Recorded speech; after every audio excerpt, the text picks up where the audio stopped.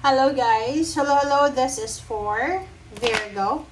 Virgo, welcome dito sa aking channel, Kapalaran 888. Welcome guys. Virgo, titingnan natin kung anong mangyayari sa buhay mo simula ngayong Mayo 2026. I hope na makaresonate ka dito. I hope na makuha natin lahat ng mensahe na kailangan mong marinig or gusto mong marinig. Okay, there's a number 6, mature woman, isang wealthy man, number 13, which is number 4. Virgo. Mayaman na lalaki. Stable na lalaki. Isang babae na stable din, may edad na siya. Okay, next is, wow. 9, change. Relocation, travel, movement, action. Tingnan natin, Virgo. Okay, expectation. So, dalawang babae ito. Dalawang babae na medyo may edad na. Virgo.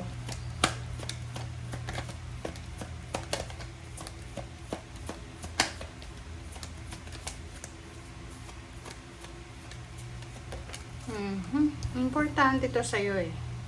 Okay. Okay, please comment down below if you resonated. Are you single? Single ka na, Virgo, pero may karelasyon ka ba? Okay. So, ang nakikita ko sa'yo dito, meron kang pinoproteksyonan. Or maybe there's someone, babae ka na Virgo, or lalaki. Ano man ang gender mo, LGBT ka man. Meron na tao na kailangan mong proteksyonan. Ang nakikita ko dito, this one is maybe this is your mother.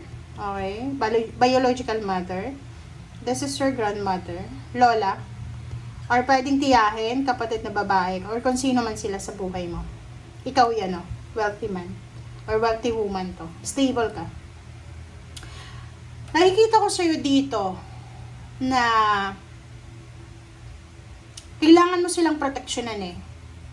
Kailangan mo rin proteksyonan yung pera mo. Pwedeng may trabaho ka, may business ka. But, hindi ka alam. May mga outside forces dito eh. Kasi parang halimbawa ito, ang nangyayari sa'yo dito is, may pera ka. May negosyo ka. Dahil sa pagsisikap mo, pagtsatsaga mo. Pwedeng single mother yung mother mo. Tapos, yung mother mo is taking care of your lola. Diba? Inalagaan niya yung lola mo. Ang problema dito, may mga tao na outside sa inyo, like relatives nyo, na gusto nilang makihati sa pera, kasi akala nila yung pera na yun is galing yun sa lola mo, na hindi nila alam na ikaw yun, ikaw yung nagpayaman sa inyo. But, ang maganda dito, pwedeng ang tagal mo na yun na problema, matagal mo na yung problema, but ngayon, simula ngayong May 2026, mahahanap mo yung solusyon diyan sa perang problema na yan. May pinag-aagawan bang pera? Or it is responsibility? Or ano ba, ari-arian? Kasi dito sa barang to, sinasabi ng bara sa'yo na wala kang dapat na ipag-alala sa mga investment mo or sa pinundar mo. Kasi there's a way out yan. Okay? May pag-asa pa. Mahanap mo yung tamang solusyon. Magkakaroon ng pagbabago. Okay? There's a change. Okay? There's a movement. Okay? Ang nakikita ko parang dito, or then dito, kasi yun yung unang message ng baraha. Meron dito na iba na Virgo, maybe you're married. And nakikita ko hindi ka na masaya sa asawa mo. Hindi ka masaya kasi pwedeng unemployed siya, or pwedeng may bisyo siya, or pwedeng ayaw ka ng parents niya or mga family niya. Or pwedeng dahil sa wala kang pera. This one, the change, sinasabi ng barahan na may Virgo dito na may asawa siya. Na siguro makakapag-desisyon ka na bakit hindi mo i-try na pumunta ng ibang bansa. Bakit hindi mo i-try na umalis dyan sa lugar na yan para hanapin kung saan ka siswertehin. And nakikita ko siya dito, isang mayaman na lalaki. Ang posibleng magiging daan. So, may asawa ka. Pero, makakatagpo ka ng lalaki na pwedeng siya ay financially stable, secured, wala siyang problema sa pera. And, pinapromise niya sa'yo na tutulungan ka niya para makaalis dyan sa problema yan. Unang-una, if you are married, kailangan mo, kung sa Pilipinas ka kinasal, kailangan mong ayusin yung annulment mo, tsaka legal separation, kasi walang divorce sa Philippines. Kung nasa ibang bansa ka naman, ayusin mo, may pera ka naman dahil dito sa lalaking to. So, ayusin mo daw, bago mo makuha yung changes na yan, ayusin mo dapat yung papeles mo bago ka makalabas dyan. Sa ngayon, medyo madilim pa siya. Medyo unexpected pa. Kasi hindi mo alam Lalo na kung may asawa, guys. Yun yung problema Yung married ka, tapos na-inlove ka sa iba, tapos gusto mong makipaghiwalay, mahirapan ka. Kasi walang divorce sa Pilipinas. Okay? Alright, so let's verify. Kaya 'di ba, sa generation ng ngayon, agad-agad kayo magpapakasal. 'Di ba? Tapos huli ang pagsisisi. Okay, there you go. Oops. OMG. Nagtago na siya. Ay, Virgo, strategy, diba? 21-3. May kailangan kang bagong strategy na gagawin. I don't know. Ano ba? Ano ba yan, Virgo? If it's about your intention, plano, kailangan mo daw. Kung yung strategy mo dati ay hindi na siya nag-work, walang nangyayari, bagong strategy ang kailangan mong gawin sa ngayon. Kasi di na nag-work yung strategy mo Kahit sa business, ganun din. Pag yung strategy natin sa business ay hindi na gumagana, kailangan natin ng bagong strategiya. Okay, contract, justice. Sinasabi ng bara sa'yo dito na there's a karma coming, karmic lessons, karmic justice, karmic blessings, contract signing, wedding anniversaries, monthsaries. Talaga. Sabi ko sa'yo may asawa ka. May asawa ka ba? Kailangan mo dito mag-strategize If you are married, tapos looking for a relationship ka, nako, mag-iingat ka. Kasi nandito yung contract, yung justice. May kaso yan Diba? Be careful lang. Okay? Here you go.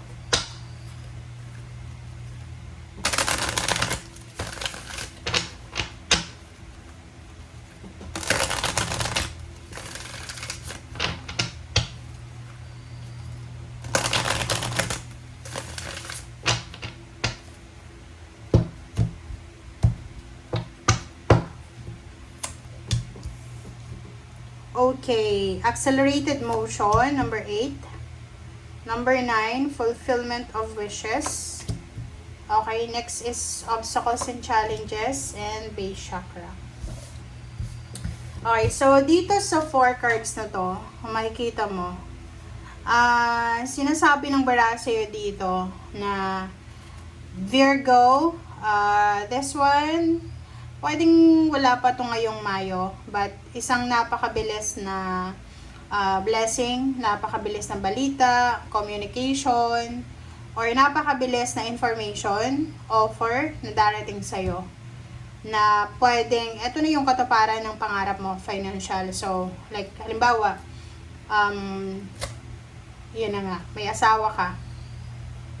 May asawa ka, unemployed yung asawa mo, ikaw yung breadwinner, ikaw yung ayos ang financial needs nyo, and then napagod ka na. So dito sa barahang to sinasabi, isang lalaki na pwedeng papasok sa buhay mo, na pwedeng siya ang maging sagot sa mga pangarap mo. Okay? Trabaho ganun din. So if you are unemployed, possible na isang job offer ang posibleng makuha mo, na yung job offer na yan ay posibleng yan yung magiging sagot sa mga pangarap mo sa buhay. But Be careful lang tayo kasi may obstacles and challenges dito and base chakra. Wag kang masyadong wag mataas masyado yung pride. Kasi etong obstacles and challenges tsaka base chakra, sinasabi na kahit anong magkano pang blessings or gaano pa kalaking biyaya, pagpapala ang dumating sa'yo, make sure na wag kang makakalimot sa pinanggalingan mo. Okay? Alright, so let's check.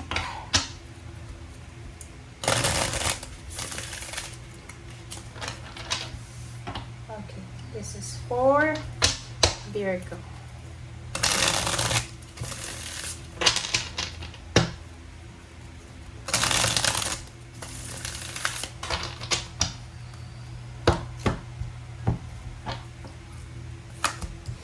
Okay, 7 of Wands, 10 of Wands, Hierophant, 0 the Fool, and then 9 of Wands. Okay, this is job. Trabaho to eh. King of Wands, this is your work. This is your decision. Oh, ang ganda na ito guys, oh. Kasi sinasabi talaga dito na strategize. Ito yun, oh. Sinasabi ng baraha sa'yo na may pagbabago na posibleng maganap sa buhay mo simula ngayong Mayo. And yung mangyayari dito, unang-una sa trabaho, pwedeng yun, may promotion, pwedeng makalipat ka ng company. Isang importanteng desisyon na mag-ipon ng pera, kailangan mo mag-ipon. So, isa yun sa pwedeng motivation mo ngayon, mag-iipon ka ng pera. Promotion, salary increase, higher position, public recognition, yun yung possible mo makuha. Mahahanap mo yung mga sagot sa mga katanungan mo. And financial, nakikita ko sa'yo dito na sobra-sobra kang magiging masaya. It's because lahat ng ginagawa mo, may outcome siya, positive outcome. And the last is Knight of Cups. Meron dito na Virgo na sobra-sobrang magiging masaya. It's because matatagpuan nyo yung relationship na talagang minamanifest mo. Yung pangarap nyo talaga na relationship. Okay.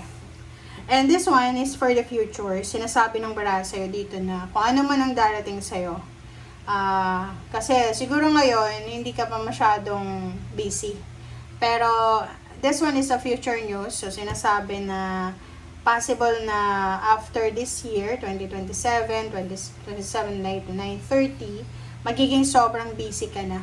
Okay, busy ka kasi marami kang obligations, duties and responsibilities. So, wag mong solohin daw yung mga obligations na yan. Kailangan, pag alam mo na nabibigatan ka na sa obligations, sa duties and responsibilities, humingi ka ng tulong sa mga katrabaho mo. 'Di ba? Pag may halimbawa sa trabaho, lalo kung bago ka lang sa trabaho, pag alam mo na hindi mo alam na gagawin, yung gagawin mo, make sure na magtanong ka sa mga nauna sa'yo. Okay? Iwasan natin yung maging pabibo na kahit na hindi, lalo na kung nagtatrabaho ka gamit yung machine, baka masira mo yung machine, ikaw pa yung magbabayad. So, dito sa barahang to, sinasabi ng barahan na pag wala kang alam, mag-strategize ka na magtanong ka. And one more thing, alam mo ba, kung bago ka sa company, bago ka sa isang department, mas gusto nila yung palagi kang nagtatanong. Okay, pag chichismisan ka nila, kasi sasabihin nila, nako, napaka-bobo naman ito kasi nag-training siya pero tanong ng tanong. Pero nasa safe ka doon. Kasi pag wala kang tanong, tapos alam mo lahat yung ginagawa mo, pagtitripan ka nila, power tripping yung gagawin nila sa'yo. Kasi gusto nilang mawala ka kasi magaling ka eh. So, paminsan-minsan, magpakita ka rin, Virgo, na wala kang alam. Para, di ba, walang mainis sa'yo, walang magalit sa'yo. Kumbaga, lang, nasa safe place ka lang. Zero the Fool, tsaka 9 of Wands. So, sinasabi ng baraha sa'yo dito na kung in the near future, since magiging sobrang busy ka, magmumultitask ka, marami kang obligations, magpahinga ka rin. Okay? Importante yung pagpapahinga. And after mo magpahinga, dun ka ulit, sumaba ka ulit sa bagong habo ng buhay. Basta ang sinasabi ng baraha, huwag kang give up, huwag kang susuko. Kung napapagod ka, kung may mga obstacles and challenges, magpahinga. Pause. Diba? Ihang mo muna, i-postpone mo muna. And pag okay ka naman, simula ulit. Okay? Thank you guys. Bye!